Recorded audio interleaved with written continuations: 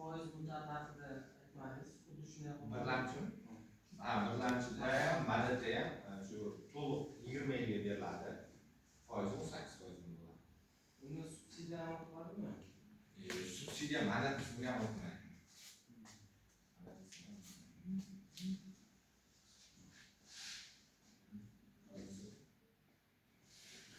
Boshlanish qancha to'lov? Boshlanishi eng kam 15% bo'ladi.